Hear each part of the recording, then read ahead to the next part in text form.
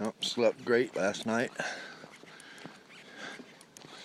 Didn't have no cover, because as you can see, I slept down over that away, and there are no trees.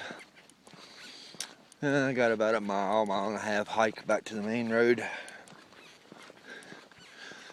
Worst part is, the zipper busted out of my sleeping bag last night.